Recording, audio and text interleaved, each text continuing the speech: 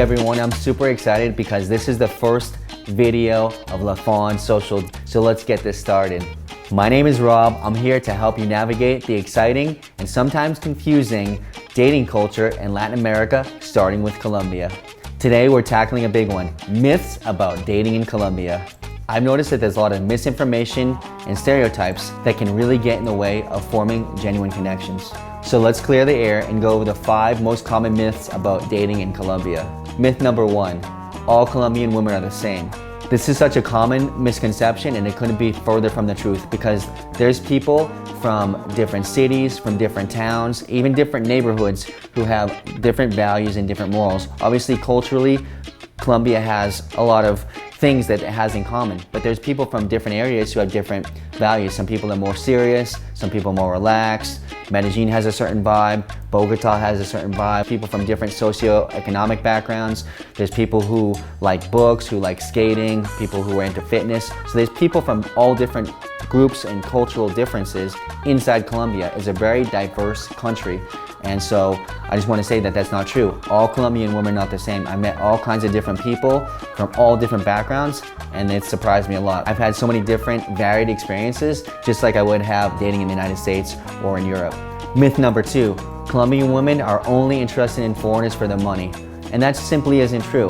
Now guys, if you're going on Tinder, obviously that's where you're fishing in that pool, right? Like you're going for that stuff. But if you're going out into professional areas, if you're going to nice malls, if you're going to stuff, whatever it is you're interested in, it doesn't even matter. I mean, I like people from all different backgrounds. So if you're into yoga, if you're into music, you gotta go out to those things that you like. But the fact is that all people aren't out to take advantage of you. I've had people from wealthier backgrounds or even people from economically challenged neighborhoods and they've like invited me into the house. They've given me dinner and stuff like that, and they weren't asking for anything. They were just saying, hey, we want to get to know you, you seem very interesting, and they've been generous like anywhere else. I think even more generous in Colombia than other parts of the world. I've been welcomed in so many people's homes. I've been offered things. I've shared holidays with friends. I've shared things with different people, and people have been super, super generous with me. Myth number 3.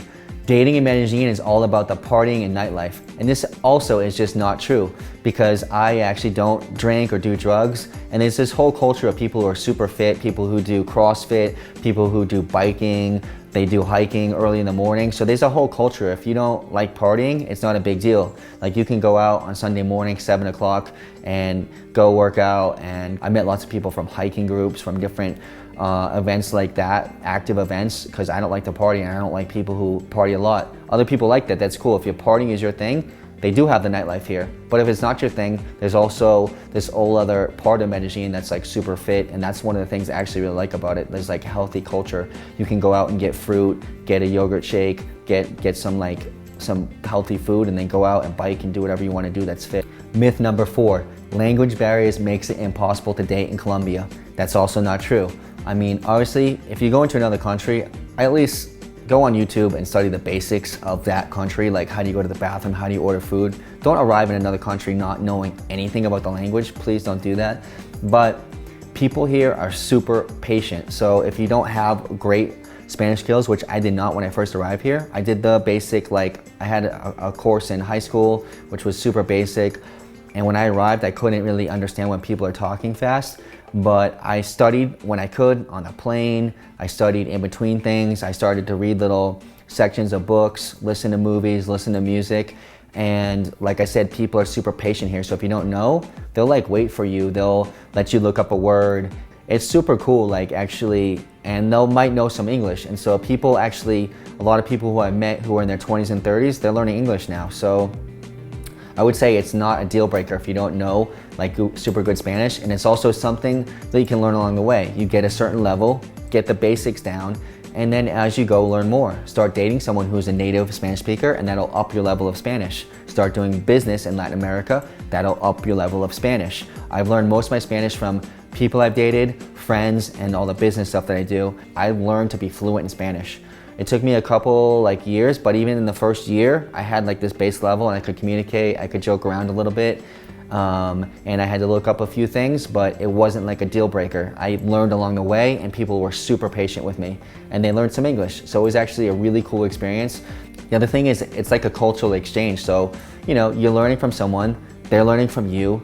I eat things that I wouldn't normally eat here. I'm trying different things that I wouldn't normally do here. So those are all like cultural exchanges that we can do here, and it's actually ends up in some really interesting things, because you're like, oh, I never looked at it that way, or I never thought about this word, or this Spanish word made me think of something else.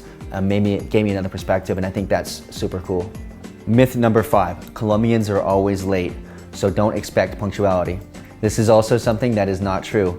In professional situations, I realize that people do take time seriously. I will say that people are more relaxed, and if you have some like social obligation, people might be like, hey, like I'll show up, and they may not show up. But it also depends on the people that you're hanging out with, because for me, the people that I put myself around are actually people that do what they say they're gonna do. So I think that's with any culture. The more you build better friends, the more you realize you wanna be around people who are accountable for themselves. And there are people like that in Colombia, and I've actually gone on dates where I was like, oh, hey, she might be a few minutes late, let me know when you're on your way. And she was just there on the right time, and just, you know, that was happening. I've also waited for dates. So you have to know like who you're dealing with. You can also ask questions and say, hey, are you super punctual? You're more relaxed about your timing, and trying to figure out people and then decide who you want to be around, and then put yourself in situations like, if I know someone seems like they're kind of like a late type of person, I won't make an engagement to go all the way across the city. I'll say, hey, let's meet up over here, and kind of let me know when you're on the way, and I'll just finish up my work, and then I'll be ready, and just, you know, hop out and get ready. And so you kind of have to see how people are, and just, you know, take care of yourself. Obviously, like if you know someone's always late, then kind of, you know, plan accordingly. But the myth that everyone is always late is simply not true. I met a lot of Colombians who are super professional, or super, like they don't want to be that stereotype, so they're super punctual. So I've met a lot of like really punctual Colombians, and actually this girl who was working for me, she was more punctual than I was. I was the one that was always like 5, 10, 15 minutes late to like certain things, and she was always showing up on time. I met girls that I dated to go on time. Like I said, it goes both ways. There's some people who are relaxed about it, but there's also some people who are super punctual. So like I said, it's a myth that's not always the same way. There's different people from different backgrounds who have different values, just like everywhere else in the world. All right, there you have the 5 most common myths about dating in Colombia debunked. It's not all true. Subscribe to the channel if you want to get more information. I'm going to keep this going. Let me know if you have any ideas or stuff that you would like to hear about. Like I said, I have 7 years of experience dating and living in Colombia at this point, and I like to share information and let people know, because sometimes you think something is one way and it's not. And so I'm here to help people learn, and subscribe to the channel. I hope you get something out of this video. If you want to hear or learn about something else, you have different topics for me, let me know. Put the comments down below. Keep this conversation going. So I appreciate you all being here with me. All right, ciao for now.